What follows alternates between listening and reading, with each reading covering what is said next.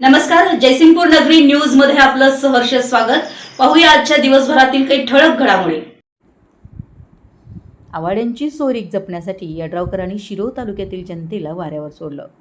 दानवाडमधील बैठकीत दीपक पाटील यांचा सनसनाटी आरोप। शिरोळ तालुक्यानं राधाकृष्ण पाणी योजनेविरोधात रणशिंग फुंकलं।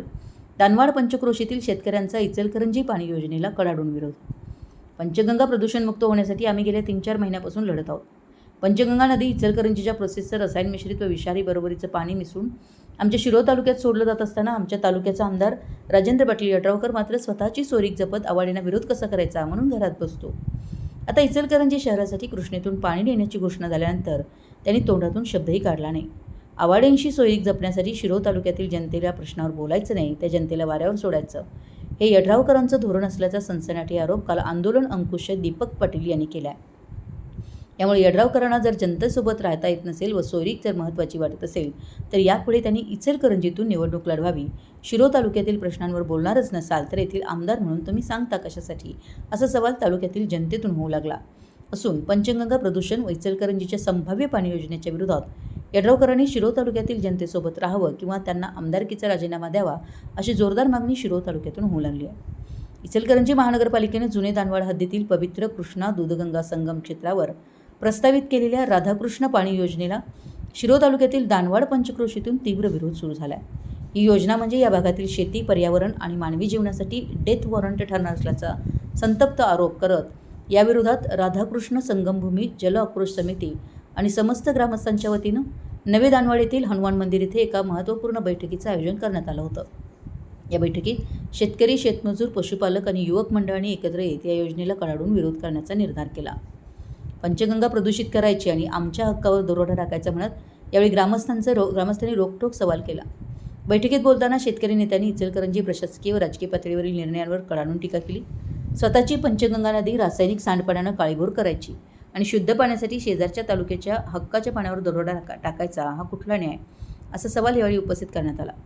इचलकरंजी महापालिकेनं आधी स्वतःच्या पाणी पुरवठ्याला वॉटर मीटरिंग लावावं, पाण्याचा अपव्यय थांबवावा आणि वस्त्रोद्योगाच्या रासायनिक सांडपाण्याचा पुनर्वापर म्हणजे रिसायकलिंग करावं, अशी मागणी करत प्रशासनानं इचलकरंजीची पंचगंगा नदीच प्रदूषणमुक्त करून तिथलं पाणी शुद्ध करून वापरावं अशी प्रमुख मागणी ग्रामस्थांनी लावून धरत पंचक्रोशीवर होणारे 6 जीवघेणे आघात बैठकीत आंदोलकांनी या योजनेमुळे दानवाड, जुने दानवाड, सैनिक टाकळी, राजापूरवाडी, खिद्रापूर या परिसरातील होणारे 6 गंभीर धोके अधोरेखित केलेत।